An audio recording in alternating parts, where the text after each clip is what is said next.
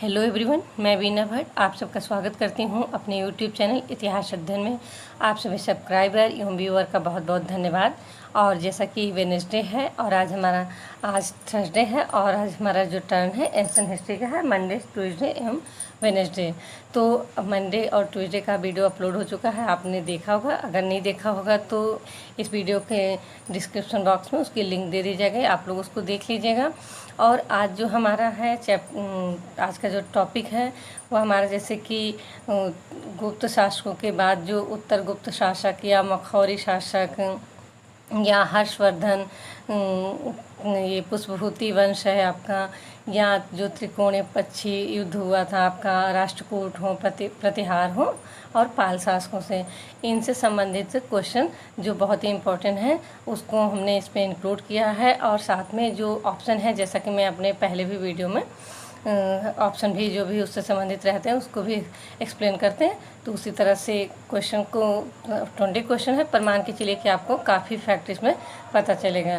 तो चलिए हम आज का वीडियो स्टार्ट करते हैं। आज की वीडियो का हम पहला क्वेश्चन देखते हैं। पहला क्वेश्चन है कि कौन सा अभिलेख या उल्लेख करता है कि उत्तर गुप्त शासक कुमार गुप्त ने उपले की आग में अपना जीवन प्रयाग में समाप्त कर दिया था।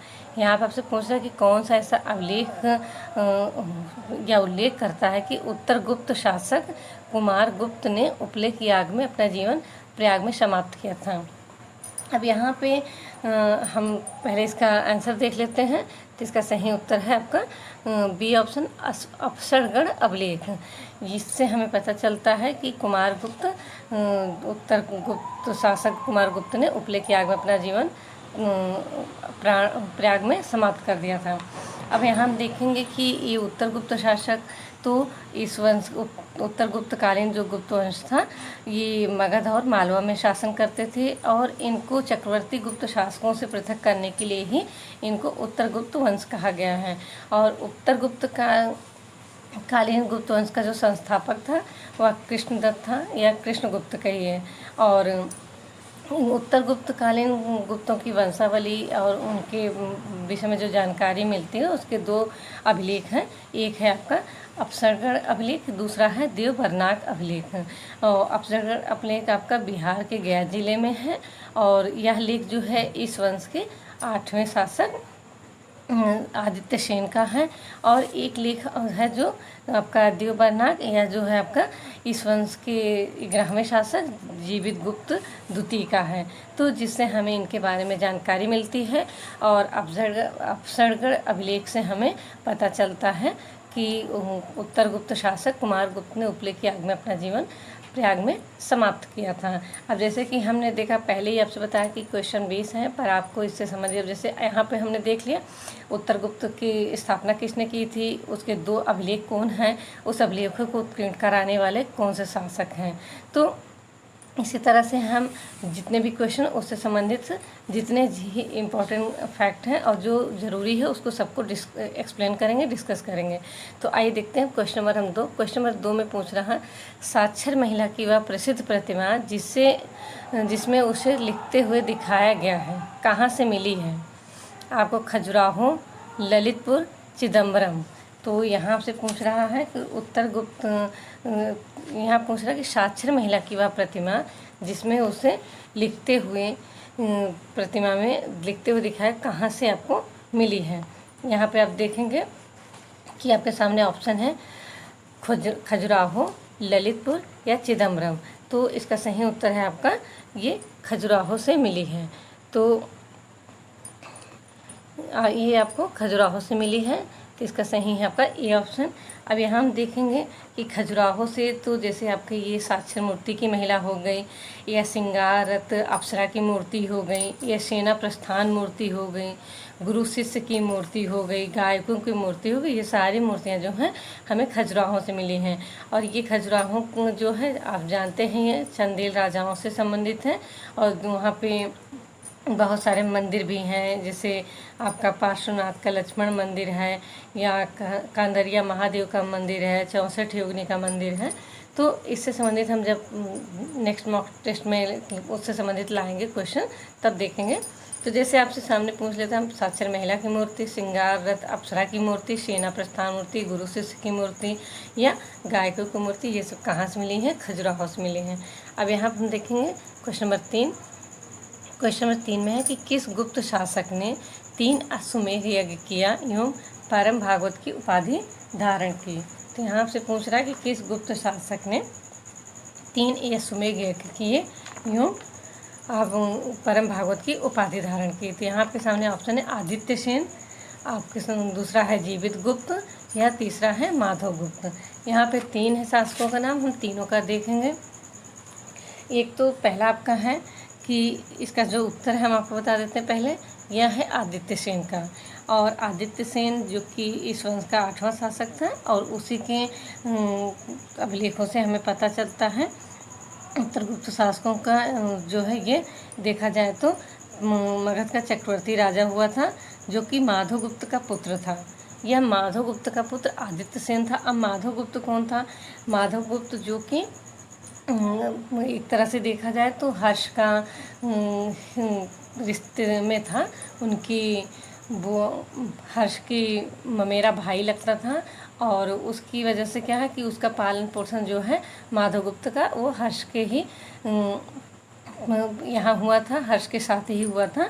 और ये हर्ष के समय में यह जो है मगध में उसके सामंत के रूप में काम कर रहा था। और उसके बाद जबकि हम देखते हैं कि हर्षवर्धन की मृत्यु हो जाती है, उसके बाद जो है आदित्य सेन जो है माधव गुप्त का पुत्र शासक बनता है, उत्तर गुप्त शासक।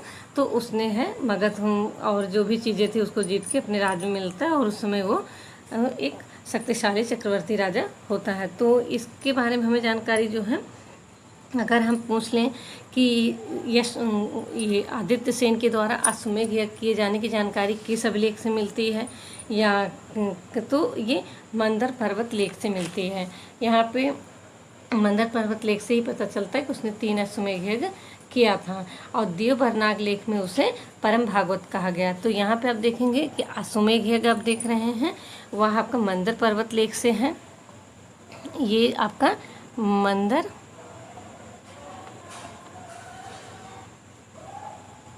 पर्वत लेख से है आपका, और अश्वमेध यज्ञ की जानकारी है। और आपका परम भागवत की जो उपाधि मिलती है उसका है देवबरनाग से। तो इस तरह से हमने देखा।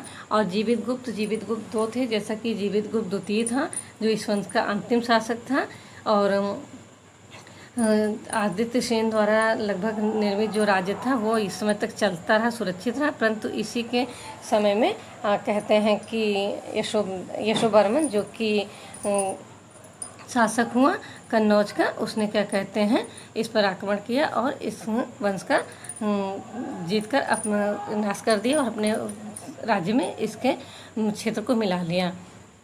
तो अब हम देखेंगे आपका क्वेश्चन नंबर 4 में लिखा गया है, किस अभिलेख में लिखा है कि कश्मीर के शासक मिहिर कुल ने शिव के अतिरिक्त अन्य किसी के सामने सिर नहीं झुकाया, परंतु उससे यशोधर्मन ने अपनी चरण वंदना कराई थी।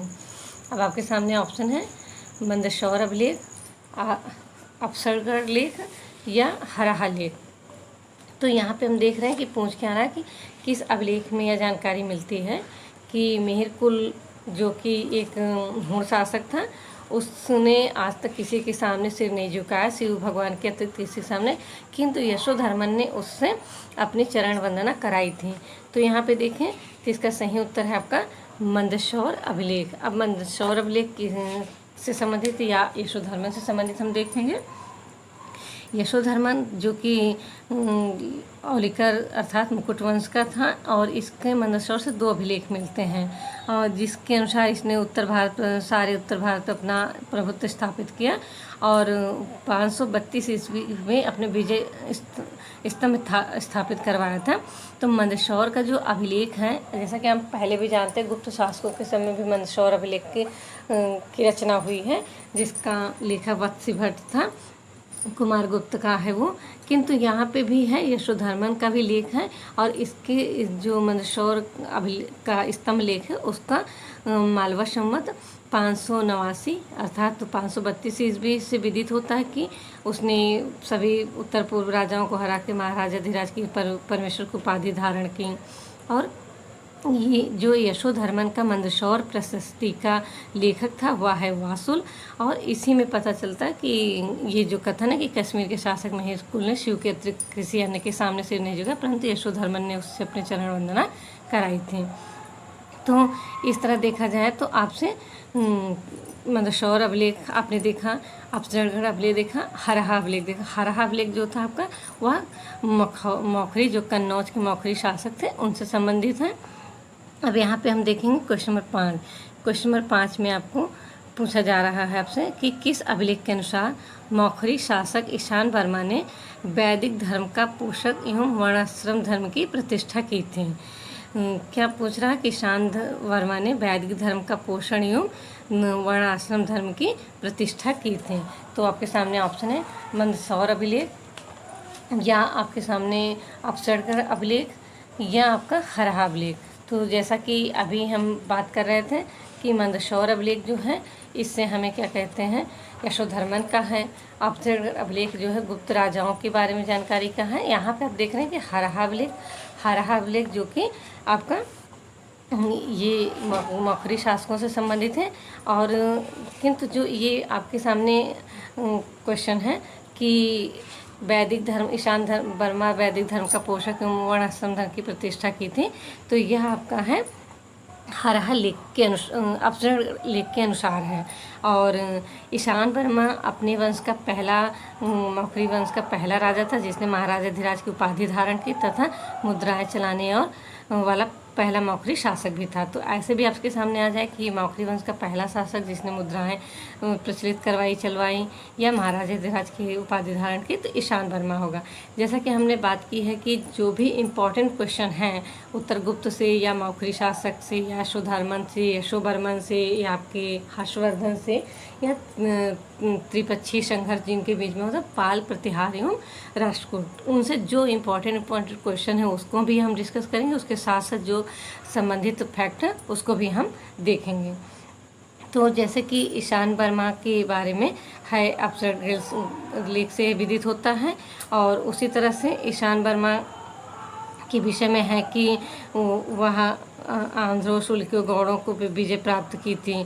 और किंतु अगर ये देखा जाए तो जब इसका उत्तरगुप्त शासक कुमारगुप्त से युद्ध हुआ था तो उसमें यह हार जाता है। और अगर पूछा जाए कि मौखरी चक्रवर्ती गुप्तों के सामंत थे और सबसे पहले किनके शासनकाल में यह सामंत स्थिति स्वतंत्र, तो भी आपका ईशान वर्मा ही होगा। तो इस तरह से हमने देखा कि कई सारे फैक्ट जो है आपने देखा कि मौखरी शासकों से संबंधित इसमें आपको पता चला है। और एक असीरगढ़ के ताम्रमुद्रा लेख भी है जो कि हमें, आइए अब देखते हैं क्वेश्चन नंबर 6। क्वेश्चन नंबर 6 में पूछ रहा है कि हर्षवर्धन एवं पुलकेशिन द्वितीय के बीच हुए युद्ध की जानकारी हमें किन स्रोतों से प्राप्त होती है। अब यहाँ पे हर्षवर्धन एवं पुलकेशिन के द्वितीय के बीच जो युद्ध हुआ था नर्मदा नदी पर, तो उसके बारे में पूछ रहा है कि जानकारी का स्रोत क्या है, किस स्रोत के से हमें ये जानकारी मिलती है। तो इसमें हम देखेंगे ऐहोल अभिलेख, हर्षचरित, हेस्नांक यात्रा विवरण। तो इसमें जैसे कि कोर्ट में ऑप्शन है, अब इन तीनों में से आपसे पूछ रहा है कि ए बी सही है, ए सी सही है, ए सही है, या बी सी सही है। तो इसका सही उत्तर है आपका सी। इसमें जो है ऐहोल अभिलेख एवं हेस्नांक यात्रा विवरण से हमें इसके बारे में जानकारी मिलती है, जो युद्ध पुलकेशिन द्वितीय एवं हर्षवर्धन के बीच में हुआ था। तो इस युद्ध का वर्णन देखा जाए तो बाणभट्ट नहीं करता, इसलिए हर्षचरित में हमें नहीं मिलता है। और अब यहाँ जैसे कि बात आई है हेस्नांक के, तो हेस्नांक जो कि हर्ष के शासनकाल में चीन का सम्राट के बीच मतलब हेस्नांक के शासनकाल में आया था। तो वह क्या कहते हैं यहाँ पे लगभग क्या कहते हैं 15-16 साल रहा और उसने यहाँ से लेके कांची के शासक का भी उल्लेख करता है, वह गौड़ शासक शशांक का भी उल्लेख करता है, कश्मीर के शासक। तो वो बौद्ध धर्म के स्थलों को देखने की इच्छा से भारत की यात्रा पे आया था। तो यहाँ पे वह हर्ष के शासनकाल में आया और हर्ष के ने उसे अपने राज्य में क्या कहते हैं रखा और उसको बहुत मान सम्मान किया। तो इस तरह से उसने जो ग्रंथ लिखी है, उसकी ग्रंथ है सुयुकी। तो उसके से हमें बहुत सारी जानकारी मिलती है। अब जैसे कि एक चीज़ पूछ लेता है आपसे कि जय स्कंधवार, जो कि एक शब्द जय स्कंदवार किससे संबंधित है या इसका क्या अर्थ है। तो यह जो है हमें हर्ष के इस हर्षनाग के द्वारा पता चलती है कि हर्ष जो है समय समय पर प्रशासनिक दौरा आवधिक निरीक्षण किया करता था और उस दौरान जब निरीक्षण के दौरान जो अस्थायी आवास बनते थे उसे जय स्कंदवार कहा जाता था। इसी तरह से एक आपके सामने आता है कि अगर पूछ लिया जाता है कि किस अभिलेख में वर्णित है कि हर्ष की सेना में बड़े बड़े समृद्धशाली सामंत थे, तो यह आपको ऐहोल अभिलेख से पता चलता है। और ऐहोल अभिलेख जो है वह पुलकेशिन द्वितीय का अभिलेख है, जिससे हमें इस युद्ध के बारे में जानकारी मिलती है। और एक था कि किसके अनुसार हर्ष जो है और लोकेश्वर के परामर्श पे हर्ष ने सिंहासन पर न बैठने तथा महाराज की उपाधि न धारण की प्रतिज्ञा की। वह कुमार की उपाधि से कन्याकुब्ज का प्रशासन चलाने लगा। तो यह जानकारी भी हमें हर्षनाग के अनुसार ही मिलती है। अब हर्षचरित जो है ये दो है बाणभट्ट के द्वारा लिखी गई है और इसमें 8 उच्छ्वास हैं, जिनमें कि 3 में आपको बाणभट्ट की जीवनी पता चलती है, बाणभट्ट के विषय में जानकारी है। और उसके बाद जो है अब देखा जाए तो उस 5 जो उच्छ्वास है उसमें क्या कहते हैं बाणभट्ट उसके हर्ष के जो है जीवन चरित्र का वर्णन किया है।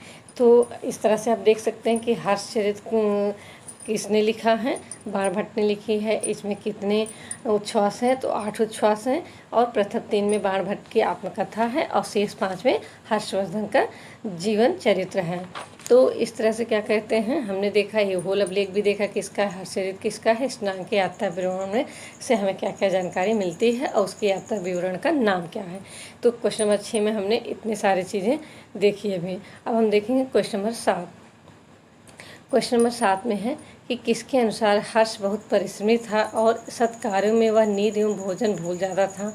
हर्ष इतना व्यस्त रहता था कि उसके लिए दिन छोटा पड़ जाता था। अब यहाँ पे आप देखेंगे हर्षनाग के अनुसार, बाणभट्ट के अनुसार या बसखेड़ा अभिलेख के अनुसार। तो यहाँ पे आप देखेंगे यह कथन जो है हर्षनाग के अनुसार है। बाणभट्ट जैसा कि बताया कि हर्षचरित उसकी है, बाणभट्ट के द्वारा लिखी गई है और कादम्बरी जो कि एक उपन्यास कहिए, नाटक कहिए, वह भी हर्षचरित ये आपके बाणभट्ट के द्वारा ही लिखी गई है। और उसमें जो है ज़्यादातर उसके जीवन के जो हर्ष के सामाजिक और धार्मिक जीवन के बारे में, सामाजिक एवं उसके ज्ञान या धार्मिक चीज़ों के बारे में हमें पता चलती है।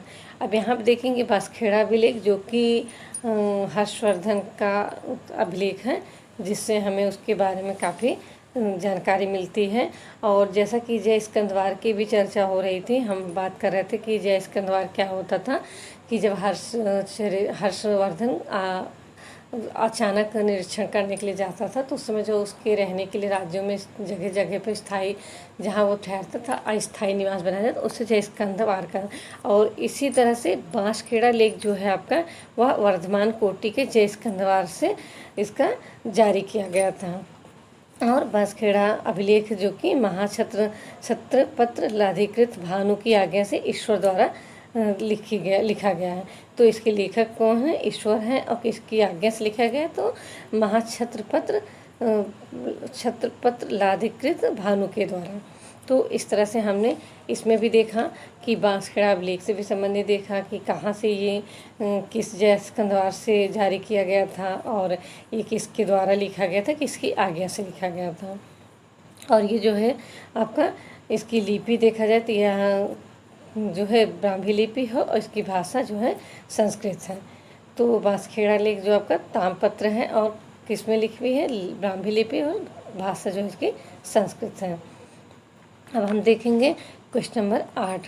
क्वेश्चन नंबर 8 में आपसे पूछ रहा है कि किस निम्नलिखित कौन सा कथन सत्य है। यहाँ पूछ रहा है कि निम्नलिखित कौन सा कथन सत्य है। वर्धन वंश के सर्वप्रथम महाराजाधिराज की उपाधि प्रभाकर वर्धन ने धारण की थी। तो यह कथन आपका सत्य है, क्योंकि वर्धन वंश जो पुष्पभूति वंश का इतिहास हमें साहित्य पुरातात्विक विदेशी, उसके अनुसार हम कह सकते हैं कि इस वंश के प्रथम जो है शासक थे प्रभाकर वर्धन, जिन्होंने क्या कहते हैं ये महाराजाधिराज की उपाधि धारण की थी। और अब दूसरा देखते हैं, रसायन सुसेन उसके राजवैद्य थे। तो यह भी कथन सही है, क्योंकि यह प्रभाकर वर्धन के राजवैद्य थे। अब तीसरा है कि प्रभाकर वर्धन के बाद इस वंश का शासक राजवर्धन द्वितीय बना, जिसकी उपाधि परम सौगत थी। तो यह भी आपका कथन सही है। तो यहाँ पे आप देखेंगे कोर्ट में पूछा गया A, B, C या सभी। तो इसका सही उत्तर है सभी, क्योंकि यहाँ पे जैसा कि तीनों आपने देखा कथन, तीन के तीनों सही हैं। पुष्पभूति वंश कहिए या वर्धन वंश कहिए, उसके सर्वप्रथम महाराजाधिराज की उपाधि धारण कर रहे प्रभाकर वर्धन है। रसायन सुसेन उसके राजवैद्य थे। और प्रभाकर वर्धन की मृत्यु के बाद उनका बड़ा पुत्र राजवर्धन द्वितीय शासक बना था, जिसकी उपाधि परम सौगत थी। और वह जो था एकमात्र राजा है जिसने कि क्या कहते हैं अपने वंश परंपरा के विपरीत, जैसे कि सभी जो है वर्धन शासक थे तो वो शिव भक्त थे, किंतु उसने परंपरा के विरुद्ध बौद्ध धर्म का उपासक था। तो अब देखेंगे हम क्वेश्चन नंबर 9। क्वेश्चन नंबर 9 में देखेंगे निम्नलिखित कौन सा कथन सत्य है। यहाँ पे भी आपसे पूछा है कि निम्नलिखित कौन सा कथन आपका सत्य है। बाण के अनुसार हर्ष एक बढ़िया सुलेखक एवं बेहतरीन बांसुरी वादक था। फिर पूछ रहा है कि उसने 3 नाटकों की रचना की, मतलब हर्षवर्धन ने 3 नाटकों की रचना की। फिर आपसे कह रहा है, तीसरा कथन है कि जयदेव ने अपने ग्रंथ में हर्ष को कविता कामिनी का साक्षात हर्ष एवं भास्कर एवं कालिदास के समतुल्य बताया है। तो यहाँ पे आप देखेंगे तो आपका ये कथन भी, यहाँ पे तीनों कथन आपके सही हैं, सभी के सभी सत्य हैं। अब जैसे कि हम जानते हैं कि हर्षवर्धन जो कि 3 नाटकों आपके लिखा था, जिसमें एक आपका रत्नावली, नागनंदा और एक आपका 3 थे। उसमें आपके हर्षवर्धन ने जो लिखी थी, जिसमें मुझे 2 का नाम याद है अभी। एक उसकी थी आपकी, जैसा बताया कि रत्नावली, एक थी आपकी रत्नावली, नागनंदा और प्रियदर्शिका। हाँ, 3 थी, प्रियदर्शिका, रत्नावली, नागनंदा। तो ये 3 उसके ग्रंथ थे, 3 नाटकों की उसने रचना की थी। और जैसे कि जयदेव ने यहाँ पे है कि बताया है कि अपने ग्रंथ में कि वह हर्ष को कविता कामिनी का साक्षात, तो जयदेव की पुस्तक है प्रसन्न राघव, जिसमें उसने हर्ष को कविता कामिनी का साक्षात हर्ष एवं भास एवं कालिदास के समतुल्य बताया है। तो यहाँ 3 के तीनों कथन आपके सत्य हैं। तो आपका सही उत्तर होगा ऑप्शन 4 सभी। अब हम देखेंगे क्वेश्चन नंबर 10। क्वेश्चन नंबर 10 में है कि निम्नलिखित किस अभिलेख से हर्ष का हस्ताक्षर प्राप्त हुआ है। यहाँ पे आप देखेंगे कि निम्नलिखित किस अभिलेख से हर्ष का हस्ताक्षर प्राप्त हुआ है। तो इसका सही उत्तर है आपका कि बांसखेड़ा अभिलेख। बांसखेड़ा अभिलेख जिसकी बात अभी हम कर रहे थे, उसमें हर्ष का हस्ताक्षर प्राप्त होता है। और जैसा कि इसके बारे में अभी बताया था, इसके पहले क्वेश्चन में ये था कि इस अभिलेख जो है महाक्षत्रलाधिकृत भानु की आज्ञा से ईश्वर द्वारा लिखा गया था। और दूसरा जो है आप यहाँ देख रहे हैं कि मधुबन अभिलेख, तो यह लेख भी क्या कहते हैं उसके महासामंत महाराज ईश्वरगुप्त की आज्ञा से गुर्जर द्वारा लिखा गया था। अब यहाँ पे आपने दोनों चीज़ें देखी, बांसखेड़ा अभिलेख भी उसके महाक्षत्रलाधिकृत भानु की आज्ञा से ईश्वर द्वारा लिखी गई थी, और मधुबन लेख जो है महासामंत महाराज ईश्वरगुप्त की आज्ञा से गुर्जर द्वारा लिखी गई थी। और ये सारी चीज़ें क्या हैं कि हमें हर्षवर्धन के शासनकाल के विषय में जानकारी का स्रोत हैं। और इसी तरह से आप देखेंगे तो नालंदा मुद्रा लेख भी हैं जो कि हर्षवर्धन के वंशावली जानने का स्रोत है। तो हमने देखा कि हर्षवर्धन से संबंधित 3-4 जो भी तथ्य हैं तो इस या अभिलेख हैं उससे संबंधित हमने महत्वपूर्ण जो स्रोत है उसको देखा। तो अब हम देखेंगे कि यहाँ पे जैसा कि नालंदा जो बताया कि मुद्रा लेख है और वहाँ से उसके अभिलेख की उसके वंशावली की जानकारी हमें मिलती है।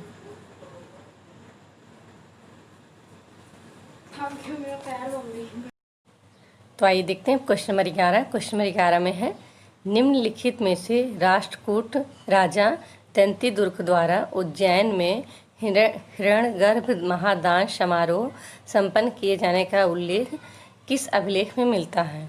तो यहाँ पे जो भी अभिलेख हैं उसमें पूछ रहा कि राष्ट्रकूट राजा दंतीदुर्ग द्वारा उज्जैन में हिरण्यगर्भ महादान समारोह संपन्न किए जाने का उल्लेख किस अभिलेख में मिलता है। अब यहाँ आपके सामने ऑप्शन है अघोम वर्ष का संजन ताम्रपत्र, राधनपुर लेख या सांगली लेख। तो यहाँ पे आप देखेंगे तो इसका जो सही उत्तर है आपका अघोम वर्ष का संजन ताम्रपत्र। इसी से हमें पता चलता है कि दंतीदुर्ग ने उज्जैन पर अधिकार कर लिया और वहाँ पे हिरण्य गर्भदान यज्ञ किया था। और इस तरह से एक क्वेश्चन और भी बनता है कि राष्ट्रकूट राजा के द्वारा किए गए किसने वहाँ द्वारपाल की भूमिका निभाई थी। तो इस यज्ञ में कहते हैं प्रतिहारों ने द्वारपाल की भूमिका निभाई थी। और दंतीदुर्ग ने हिरण्यगर्भ दान के साथ उसने तुला पुरुष दान यज्ञ भी संपन्न किया था। और जैसा कि आप जानते हैं एलोरा की गुफा, तो एलोरा की गुफा में जो दशावतार मंदिर है उसका निर्माण भी दंतीदुर्ग ने ही करवाया था। और ये जो आप देख रहे हैं कि आपके सामने लेख है, राधनपुर लेख है या सांगली लेख है, तो यह भी इन्हीं राष्ट्रकूट राजाओं के ही है। जैसे कि गोविंद तृतीय का लेख है आपका राधनपुर या आपका सांगली लेख है। तो ये सभी के सभी आपके इन्हीं राजाओं से, सांगली लेख गोविंद चतुर्थ का है राष्ट्रकूट शासक, तो ये सभी लेख उन्हीं के हैं। और इन सब जो है कि हम जानते हैं क्योंकि अभिलेख जो हैं बहुत ही प्रमाणिक साक्ष्य होते हैं किसी भी राजाओं के बारे में या उस वंश की जानकारी के लिए। तो अब यहाँ पे हम देखेंगे क्वेश्चन नंबर 12। क्वेश्चन नंबर 12 में पूछ रहा है कि किस राष्ट्रकूट राजा ने तक्कोलम के युद्ध में चोलों को पराजित कर उनके इतिहास को कुछ समय के लिए अंधकार युग में ढकेल दिया। अब आपके सामने ऑप्शन है दंतीदुर्ग, इंद्र तृतीय या कृष्ण तृतीय। तो इसका सही उत्तर है आपका, आप बताइए। जैसे कि यहाँ पे इंद्र तृतीय है, हम उनसे भी फैक्ट देखेंगे, कृष्ण तृतीय से भी देखेंगे, तो इसका सही उत्तर क्या होगा। इसका सही उत्तर है आपका कृष्ण तृतीय ने। कृष्ण तृतीय ने क्या है कि आपके 949 ईस्वी में तक्कोलम का युद्ध हुआ था जिसमें इसने चोलों को पराजित किया और कुछ काल के लिए उनका इतिहास जो है अंधकार युग में चला गया। तो इस तरह से उसने चोल मंडल को जीतते हुए रामेश्वर तक अपना अधिकार कर लिया था। और इसके विषय में इसे दक्षिणापथ का ईश्वर, इसकी जो उपाधि थी कांची युतमन जय कोंड या दक्षिणापथेश्वर, ये सब इसकी उपाधियाँ थीं। अब यहाँ पे हम इंद्र तृतीय के बारे में देखेंगे तो इंद्र तृतीय का भी उल्लेख यहाँ पे करना जरूरी, क्योंकि यह जो शासक था यह पहला राष्ट्रकूट शासक था जिसने कन्नौज पर अधिकार ले गया। जैसे कि त्रिपक्षीय संघर्ष जो चल रहा था आपका पाल, प्रतिहार और राष्ट्रकूटों में, तो उसमें ये पहला ऐसा शासक था जिसने कन्नौज पर अधिकार कर लिया। किंतु जैसा कि राष्ट्रकूट राजा अपने राज्य लौट जाते थे, क्योंकि जब वो उत्तर भारत में होते थे तो उनके राज्य में स्वयं भी अव्यवस्था की स्थिति उत्पन्न हो जाती थी। तो उनके भी जो सामंत शासक थे या जो भी अधीन शासक थे तो वो क्या किया कि कृष्ण तृतीय वापस चला जाता, तो फिर महिपाल जो है अपने राज्य पे, अपना कन्नौज पे उसका अधिकार हो जाता है।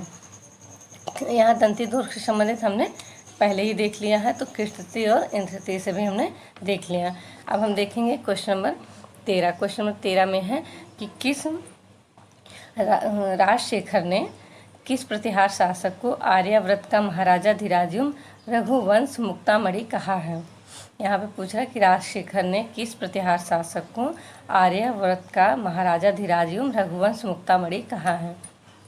आपके सामने ऑप्शन है मिहिर भोज, महेंद्रपाल या आपका महिपाल। तो महिपाल से जैसा मैंने देखा कि इसी के समय में इन तृतीय ने कन्नौज पर अधिकार कर लिया था। उत्तर भारत में जब उसका आक्रमण था तो इस समय महिपाल यहाँ पे महिपाल प्रथम शासक था प्रतिहारों का। और अब यहाँ पे हम देखते हैं कि इस क्वेश्चन का जो सही उत्तर है वह है आपका इसमें महिपाल के बारे में कहा है। राजशेखर ने ये जो कथन कहा है कि आर्यावर्त का महाराज धीराज रघुवंश मुक्तामणि वह महिपाल प्रथम के बारे में कहा है। और जैसे कि इसने महंतपाल के बारे में भी कहा है, निर्भय राज, रघुकुल तिलक एवं रघुग्रामणी आदि इसको उपाधि इससे संबोधित किया है। और महिपाल के लिए महाराजा धीराज एवं रघुवंश मुक्तामणि कहा है। यहाँ मिहिर भोज देखेंगे। मिहिर भोज जो कि आपके प्रतिहार शासकों में काफ़ी महत्वपूर्ण शासक है और उसका एक ग्वालियर अभिलेख में है, जिससे क्या कहते हैं क्वेश्चन बनता है कि शून्य का सबसे पहला अभिलेखी प्रमाण क्या है। तो अभिलेखों से संबंधित हमारा जो चैप्टर है उसमें हमने इस क्वेश्चन को इंक्लूड भी किया था। तो उसमें क्या है कि आपको ये मिहिर भोज जिसकी उपाधि थी आदिवाराहा प्रभास, और इसने क्या कहते हैं वाराहत नाम अभिलेख उत्तीर्ण करवाया था। दौलतपुर अभिलेख इसी का है जिसमें इसकी उपाधि प्रभास मिलती है। तो इस तरह से इसके बारे में जो महत्वपूर्ण जानकारी है, या कह दीजिए कि प्रतिहार शासकों की राजनीतिक उपलब्धियों वंशावली ज्ञात करने का मुख्य साधन कहिए तो आपका ग्वालियर अभिलेख है, जो कि आपके मिहिर भोज के द्वारा उत्कीर्ण करवाया गया था। अब हम देखेंगे क्वेश्चन नंबर 14। क्वेश्चन नंबर 14 में है कि किस प्रतिहार शासक ने गंगा में जल समाधि ली थी। यहाँ पे पूछ रहा है कि किस प्रतिहार शासक ने गंगा में जल समाधि ली थी। वत्सराज, नागभट्ट प्रथम। तो यहाँ पे आपके सही उत्तर है इसका नागभट्ट द्वितीय। नागभट्ट द्वितीय जिसने क्या कहते हैं यह वत्सराज का पुत्र था और इसने क्या कहते हैं गंगा के जल में समाधि ली थी। और उसके बाद क्रमशः रामभद्र जो कि एक निर्बल शासक था, जो कि मिहिर भोज का पिता था। तो उसके बाद मिहिर भोज शासक बनता जो कि इस वंश का सबसे शक्तिशाली शासक था। अब यहाँ पे आप देखेंगे नागभट्ट प्रथम। तो नागभट्ट प्रथम जिसने अरब शासक जुनैद को हराया था, इसीलिए उसे ग्वालियर अभिलेख में मलेच्छियों का विनाशक कहा गया है। और वह उज्जैन के प्रतिहार शासकों वंश का पहला शासक था, जो कि देखा जाए तो ऐतिहासिक रूप से महत्वपूर्ण है। वैसे इस वंश का संस्थापक भी नागभट्ट को ही माना जाता है, किंतु आ जाता है कहीं कहीं क्वेश्चन कि आपका वास्तविक संस्थापक कौन था, तो उसमें वत्सराज को माना जाएगा। और जो इनके आदि पुरुष थे या संस्थापक या कह दीजिए पहले ज्ञात सबसे पहले, तो वो आदि पुरुष हरिश्चंद्र थे। यहाँ संस्थापक नागभट्ट को और वास्तविक संस्थापक कहा जाएगा तो आपको वत्सराज को। और वत्सराज के समय में ही त्रिपक्षीय संघर्ष का शुरुआत हुआ था। तो अब हम देखेंगे क्वेश्चन नंबर 15। क्वेश्चन नंबर 15 में पूछ रहा त्रिपक्षीय संघर्ष के प्रथम चरण में किन शासकों का सामना हुआ था। जैसा कि अभी कहा था त्रिपक्षीय संघर्ष जो कि राजकोट और पाल शासकों और प्रतिहार शासकों के बीच में चला था। कन्नौज पे अधिकार को ली थी। तो उसमें क्या है कि इनमें से किन शासकों का, जो कोर्ट में आंसर दिया, किन शासकों का सामना प्रथम युद्ध में प्रथम चरण में हुआ था। तो यहाँ पे आपके सामने ऑप्शन है वत्सराज, ध्रुव, धर्मपाल, फिर आपका है कि वत्सराज, धर्मपाल या गोविंद तृतीय, या नागभट्ट द्वितीय या गोविंद तृतीय, धर्मपाल। तो इसका जो सही है उत्तर वह है आपका वत्सराज, ध्रुव एवं धर्मपाल। तो प्रथम चरण में जो है यही तीन शासक जो थे सम्मिलित थे और त्रिपक्षीय संघर्ष में, जैसा कि वत्सराज ने यहाँ पे आपका कन्नौज में आयुध वंश का शासक था, तो इसने उसको हरा के उस पर अधिकार कर लिया। फिर उसके बाद हम देखते हैं कि आपका ध्रुव धर्मपाल उस पर शासन कर, धर्मपाल का वहाँ पे जो सामंत शासक था, तो इसलिए उसने उसमें युद्ध किया। और उसने जब देखा कि ध्रुव पहला वहाँ से ध्रुव को कहते हैं आमंत्रित करने वाला, धर्मपाल था, जिसने कहा कि आप यहाँ पे आइए और क्या कहते हैं वसराज को हराइए। और इस तरह से ध्रुव जब आया तो वसराज को हरा, जो कि कहते हैं कि पश्चिमी भारत में काफ़ी दूर तक भाग गया और धर्मपाल ने उसकी अधीनता स्वीकार कर ली, किसकी, ध्रुव की। तो प्रथम चरण में ये 3 शासक इसमें सम्मिलित थे।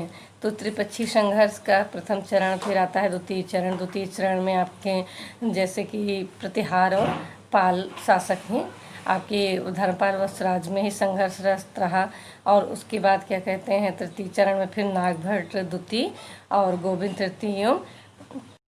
अब देखते हैं क्वेश्चन नंबर 16। क्वेश्चन नंबर 16 में है कि विक्रमशिला विश्वविद्यालय की स्थापना एवं सोमपुर बिहार की स्थापना किसने की थी। तो यहाँ पे विक्रमशिला विश्वविद्यालय एवं सोमपुर बिहार की स्थापना किसने की थी। यहाँ आपके सामने ऑप्शन है देवपाल, धर्मपाल या गोपाल।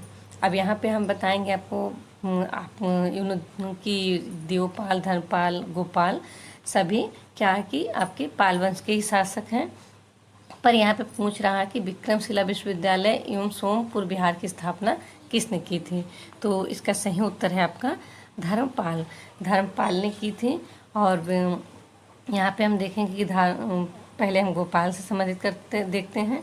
गोपाल जो कि क्या कहते हैं पाल वंश का संस्थापक था। किंतु अगर पूछ लिया जाता आपके सामने क्वेश्चन कि पाल वंश का दूसरा संस्थापक किसे माना जाता है, तो आपका महिपाल प्रथम था। अब यहाँ देखिएगा कि महिपाल प्रथम आपका एक शासक जो है वो उसके काल प्रतिहार शासकों में भी था और आपका ये आपके पाल वंश के शासकों में भी एक प्रतिहार शासक था। तो इस तरह से आप पाल शासक दोनों वहाँ पे क्या है महिपाल प्रथम वहाँ पे भी था और महिपाल प्रथम आपका इसमें भी है। तो महिपाल प्रथम पर इनका जो है आपका शासन काल थोड़ा अलग है। तो हम देखेंगे पहले कि गोपाल जो इस वंश के संस्थापक थे, उन्होंने अगर एक आ जाता है कि ओदंतपुरी बिहार की स्थापना किसने की थी, तो आपका गोपाल होगा। पर यहाँ पे आपसे पूछा है कि सोमपुर बिहार एवं विक्रमशिला विश्वविद्यालय की स्थापना किसने की थी, धर्मपाल। और धर्मपाल जो जिसका शासनकाल आपका 770 से 810 ईसा तक रहा। और परम सौगत, समकर या परमेश्वर, विक्रमशिला आदि इसकी उपाधियाँ थीं। और इसके बाद हम देखते हैं कि देवपाल, तो देवपाल जिसका शासनकाल धर्मपाल के पुत्र था, उसके बाद उसका शासनकाल प्रारंभ होता है 808 से 850 तक। और अगर पूछ लिया जाता है कि पाल वंश का कौन सा शासक है जिसने मुंगेर को अपनी राजधानी बनाई, तो देवपाल। देवपाल ने लगभग 40 वर्षों तक शासन किया। इसकी उपाधि भी परम सौगत थी। जैसा कि सभी के सभी पाल शासक आपके बौद्ध धर्मावलंबी थे और इन्होंने परम सौगत की उपाधि धारण की थी। तो हम देखते हैं कि परम सौगत की उपाधि धर्मपाल ने भी की थी और उसके पुत्र देवपाल की भी यह उपाधि मिलती है। और यहाँ पे एक जो उस समय के थे आपके अरब के सुलेमान मुस्लिम यात्री, उसने पाल वंश को रोहमा एवं धर्मपाल का संक्षेप कहा, मतलब धर्मा कहा है। तो इस तरह से हम जैसे कि देखें कि देवपाल से संबंधित जो तथ्य थे महत्वपूर्ण, या धर्मपाल या गोपाल, तो ये सभी के सभी आपके पाल वंश थे और इनसे संबंधित जो जरूरी थी चीज़ें थी हमने इसमें डिस्कस की। अब हम देखेंगे क्वेश्चन नंबर 17। क्वेश्चन नंबर 17 में है कि निम्नलिखित कौन सा कथन असत्य है। यहाँ पूछ रहा आपसे कि निम्नलिखित कौन सा कथन आपका असत्य है, असत्य पूछा है। अब यहाँ पे हम पहले कथन देखते हैं कि राष्ट्रकूट दक्षिणी भारत के पहली शक्ति थे जिन्होंने उत्तर भारत की राजनीति में हस्तक्षेप किया। फिर आपके सामने दूसरा कथन है कि त्रिपक्षीय संघर्ष में अंतोगत्ता प्रतिहारों को सफलता मिली। फिर आपका तीसरा कथन है जावा के शैलेंद्र शासक बालपुत्र ने नालंदा में एक विहार बनवाया था। तो यहाँ पे हम देखते हैं कि जैसे कि राष्ट्रकूट जो है दक्षिणी भारत की पहली शक्ति थे जिन्होंने उत्तर भारत की राजनीति में हस्तक्षेप किया, यह आपका सही है। फिर आपका आता है कि त्रिपक्षीय संघर्ष में अंतर्गत प्रतिहारों को सफलता मिली, यह कथन भी आपका सत्य है। यहाँ पे जो है कि जावा के शैलेंद्र शासक बालपुत्र ने नालंदा में एक बिहार की स्थापना की थी, तो यह कथन भी आपका सही है। और इसके समय में जो है पाल वंश का शासक देवपाल था जिसने इससे 5 गाँव दिए थे बिहार बनवाने के लिए, तो इसने क्या है कि यहाँ पे अपना एक नालंदा में एक बौद्ध विहार की स्थापना की थी। तो इस तरह से देखा जाता है। तो आपके तीन के तीनों ही कथन सत्य हैं। तो इसका सही उत्तर होगा कि कौन सा कथन असत्य है, तो कोई भी कथन असत्य नहीं है। अब हम देखेंगे क्वेश्चन नंबर 18। क्वेश्चन नंबर 18 में है कि वाक्यपति की प्राकृत भाषा में लिखी गौरवहो किस शासक की जानकारी का प्रमुख स्रोत है। तो यहाँ लिखा है कि वाक्यपति की प्राकृत भाषा में लिखी गौरव किस शासक की जानकारी का प्रमुख स्रोत है। तो अभी हम आपके सामने पहले शासक देखते हैं, यशोधर्मन, यशोवर्मन या महेंद्रपाल। तो इसका जो सही उत्तर है आपका वह है आपका यशोवर्मन। अब यहाँ पे कंफ्यूज मत होइएगा, जैसा कि आपके यशोवर्मन हो और यशोधर्मन, तो ये दो के दोनों ही अलग हैं। यशोधर्मन जिनसे संबंधित क्वेश्चन मैंने इसी मॉक टेस्ट में देखा, आप लोगों ने देखा होगा। यशोधर्मन जो कि 532 ईसा में लगभग शासन किया है, और ये हर्षवर्धन के शासन के पहले था। और इसकी जानकारी का, यशोधर्मन की जानकारी का स्रोत जो है आपका वह है आपका मंदसौर अभिलेख, जिसका लेखक वो रचयिता वासुल है, जिससे हमें जानकारी मिलती है। किंतु यहाँ हम प्राकृत भाषा में जो गौडह है वह जो है यशोवर्मन की जानकारी का प्रमुख स्रोत है, जो कि आपके हर्षवर्धन के बाद, जिसका शासनकाल लगभग 750-730 ईस्वी में प्रारंभ होता है। और इसकी जानकारी का जो स्रोत है वो आपका वाक्यपति की गौडह है, और इसी एक मात्र से उसके बारे में हमें जानकारी मिलती है। तो इस तरह से आपके सामने यशोधर्मन या यशोवर्मन आ जाए तो आप बिल्कुल कंफ्यूज ना हो। यशोवर्मन आपका मुकुट वंश का, औलुकर वंश का था, और जिसकी जानकारी का मैंने बताया कि स्रोत है आपका मंदसौर अभिलेख, उसका लेखक वासुल है। उसके 2 लेख मंदसौर से मिलते हैं। और यशोवर्मन की जानकारी का शासक जो साहित्यिक रूप से वाक्यपति की गौडह से हमें जानकारी मिलती है। और यह लगभग हर्ष की मृत्यु के बाद 75 वर्ष बाद लगभग कन्नौज का शासक बना था। और ये जो है, अगर आप देखा जाए तो कश्मीर का शासक ललितादित्य मुक्तापीड़ था, उसका समकालीन था। कहते हैं कि इसने बुद्धसेन पुटासिन को चीन के दरबार में भेजा था, और इन दोनों ने क्या कहते हैं, यशोवर्मन और ललिता मुक्तापीड़ ने, जो कारकोट वंश का, कश्मीर के कारकोट वंश का शासक था, दोनों ने के बारे में हमें ये राजतरंगड़ी से जानकारी मिलती है कि ये एक बार क्या कहते हैं, पहले तो इन दोनों में बड़ी मित्रता थी। इन लोगों ने संयुक्त रूप से मलेच्छों को हराया था और पारसिकों को भी हराया था। किंतु बाद में ये जो है ललितादित्य ने, मुक्तापीड़ ललितादित्य ने यशोवर्मन के राज्य में आक्रमण किया और यहाँ से वाक्यपति भभूति को कश्मीर ले गया। तो देखो, भभूति जो थे, वाक्यपति थे, दोनों किससे संबंधित थे, किसके शासनकाल से, तो आपका यशोवर्मन के। और इसकी जानकारी का स्रोत जो है वाक्यपति गौडह है, और ये आपका राजतरंगड़ी है, या फिर आप कहिए कि भभूति की कुछ रचनाओं में, जैसे कि आपके 3 संस्कृत के प्रसिद्ध नाटक हैं, महावीर चरितम, मालती माधवम, उत्तरारंजन, यशोवर्मन के कन्नौज दरबार में उसने लिखा था, तो उससे भी जानकारी मिलती है हमें। पर मेन जानकारी हमें वाक्यपति के गौडह से ही मिलती है उसके बारे में। तो जैसा हमने देखा कि इससे सारे कई, इस क्वेश्चन से आपने देखा कि वाक्यपति की प्राकृत गौडह में यशोवर्मन की जानकारी, यशोवर्मन कौन था, तो वो हर्ष की मृत्यु के 75 बाद लगभग कन्नौज का शासक बना, और उसका समकालीन शासक आपका कश्मीर का ललितादित्य मुक्तापीड़ था। इन दोनों ने, इसने भी और ललितादित्य ने भी चीन में अपने राजदूत भेजे थे, और इन लोगों ने पारसिकों को हराया था। और किंतु बाद में यशोवर्मन पे ललितादित्य ने आक्रमण किया, और यहाँ से उसके राज्य में जो वाक्यपति और भभूति थे, उनको कश्मीर लेता गया। और ये भी चीज़ क्लियर आपको हो गई कि भभूति किसके शासनकाल से संबंधित थे, या किसके राज्य दरबार में उन्होंने अपने 3 नाटक महावीर चरितम, मालती माधवम, उत्तरा रामचरित्र का रचना की है, तो यशोवर्मन के। तो इस तरह से आपने इस क्वेश्चन में कई महत्वपूर्ण तथ्य देखें। अब हम देखेंगे क्वेश्चन नंबर आपका 19। क्वेश्चन नंबर 19 में है कि राजशेखर किस प्रतिहार शासक की राजसभा में निवास करते थे? यूँ उनके राजकवि एवं राजगुरु दोनों थे। तो यहाँ पे देखें कि किसके शासनकाल में वह निवास करते थे, और उनके वह राजगुरु और आपके राजगुरु और राजकवि दोनों थे। तो यहाँ पे आपके सामने ऑप्शन है मिहिर भोज, महेंद्रपाल या आपका महिपाल प्रथम। तो यहाँ महिपाल, जैसे अभी हमने देखा था कि महिपाल प्रथम आपके पाल वंश में भी थे, और महिपाल प्रथम आपके क्या कहते हैं प्रतिहार शासकों में भी थे, पर वहाँ इन दोनों का जो शासन काल का समय है वह अलग है। तो हम यहाँ देखते हैं कि हमारा जो क्वेश्चन है, राजशेखर ने किस प्रतिहार शासक की राजसभा में निवास करते थे और उनके राजकवि एवं राजगुरु दोनों थे।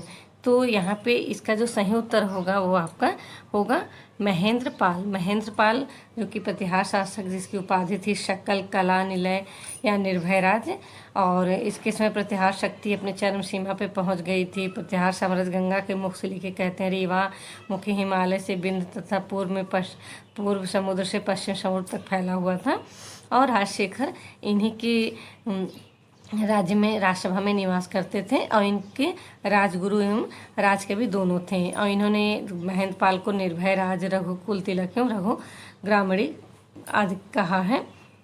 किंतु यहाँ पे हम देखते हैं कि अगर प्रारंभ में इन्हीं के शासनकाल में थे, किंतु इनकी मृत्यु के बाद महेंद्रपाल के इनके पुत्र महिपाल के प्रथम में के राज्यसभा में भी इन्होंने निवास किया, और उसके समय में उसने महिपाल के बारे में राजशेखर ने, जैसा कि आर्यावर्त का महाराजा धीराज रघुवंश मुक्तामणि कहा है।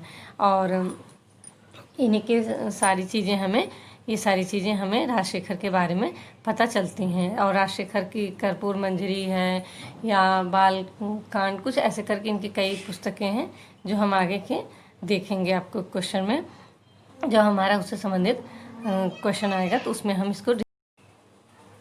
तो आइए देखते हैं हम क्वेश्चन नंबर 20। क्वेश्चन नंबर 20 में है कि एलोरा स्थापत्य से संबंधित कौन सा कथन असत्य है? यहाँ आपसे पूछ रहा है कि कौन सा कथन असत्य है। अब हम कथन देखते हैं। कथन में पूछ रहा है कि एलोरा का कैलाश मंदिर शैलकृत स्थापत्य का आश्चर्य नमूना है। फिर आपसे पूछ रहा है कि एलोरा की गुफा में दशावतार मंदिर में विष्णु के 10 अवतारों को दर्शाया गया है। फिर तीसरा कथन है कि यहाँ बौद्ध, ब्राह्मण एवं जैन धर्म से संबंधित 36 गुफाएँ मिलती हैं। तो यहाँ पे हम जैसे देख रहे हैं कि आपका कथन कि एलोरा का कैलाश मंदिर शैलकृत स्थापत्य का आश्चर्य नमूना है, यह कथन आपका बिल्कुल सत्य है। या फिर आपका पूछ रहा है कि एलोरा की गुफा में दशावतार मंदिर में विष्णु के 10 अवतारों को दर्शाया गया है, तो यह भी कथन आपका सत्य है।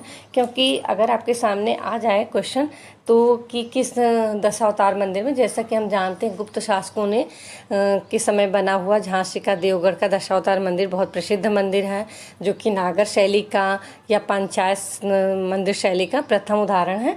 परंतु वहाँ पे क्या है कि विष्णु के दशावतार में विष्णु के 10 अवतारों को दर्शाया नहीं गया है।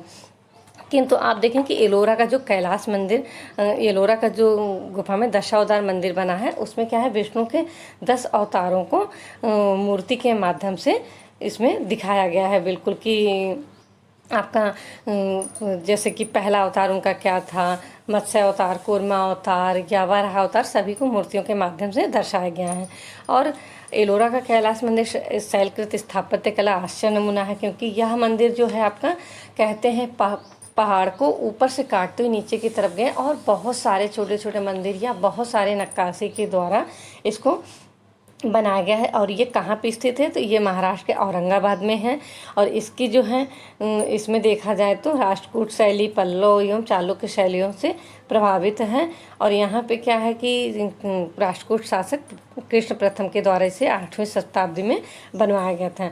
और जैसे कि एक आ जाता है कि आपके एलोरा के जो मंदिर है उसके बारे में किस कला इतिहासकार का कथन है कि विश्व में सबसे अद्भुत उदाहरण है यह शैल वस्तु का, तो पारसी ब्राउन ने इसे प्राकृत शैल वस्तु का विश्व में सबसे अद्भुत उदाहरण माना है। और कैलाश का मंदिर जो है, इसमें जो कैलाश का आपका मंदिर है कैलाश का मंदिर, एक कांची के कैलाश मंदिर आता है, ये एलोरा का कैलाश मंदिर आता है जो शिव मंदिर है।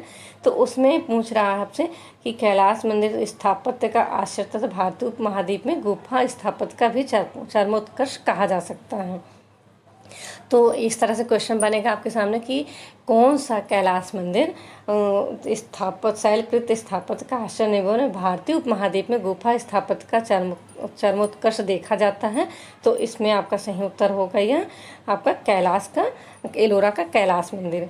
ये संबंधित हो गया आपका। अब जैसे कि यहाँ पे तीसरा आपका है कि यहाँ से बौद्ध, ब्राह्मण एवं जैन धर्म से संबंधित 36 गुफाएं मिली हैं, तो यह भी आपका सही है। और बौद्ध गुफाओं में विश्वकर्मा गुहा मंदिर सबसे विशेष है और जैन मंदिरों में इंद्र सभा एवं जैन जगन्नाथ सभा जो है आपका विशिष्ट है। और इसमें जो है अगर आपसे पूछ लेता है कि एलोरा की सबसे बड़ी एवं भव्य गुफा कौन है, तो गुफा संख्या 29 है।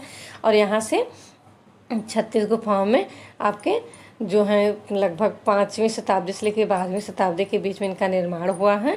और इसमें जो है आपको बौद्ध, ब्राह्मण एवं जैन धर्म से संबंधित गुफाएं मिलती हैं, पर इनमें ब्राह्मण धर्म से संबंधित गुफाएं अधिक हैं, आपके जैन और बौद्ध धर्म से गुफाओं की संख्या कम है।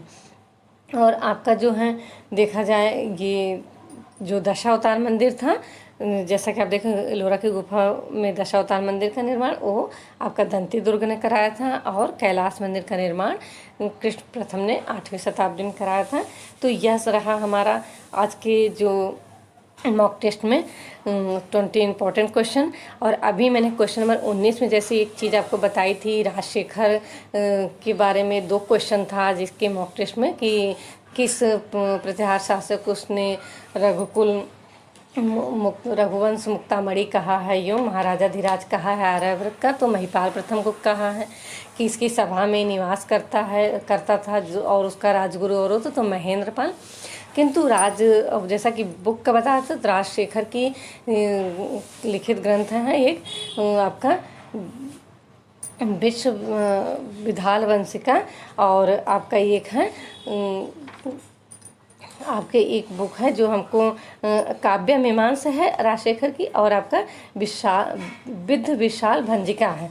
तो ये दोनों बुक जो है अगर आपसे पूछ लेता है कि राजशेखर ने किसकी राजसभा में रहकर किसके दरबार में इसकी रचना की थी, तो यह उन्होंने राजशेखर ने त्रिपुरी के शासक युवराज प्रथम के राज दरबार में की थी, क्योंकि यह जो है महिपाल प्रथम के बाद जो है इन्होंने उसको प्रतिहार शासकों कन्नौर राज्य को छोड़कर वो त्रिपुरी आ गए थे, जो कि त्रिपुरी के चेदी राजवंश युवराज प्रथम के दरबार में, और वहाँ पे इन्होंने इन दोनों बुक की रचना की है।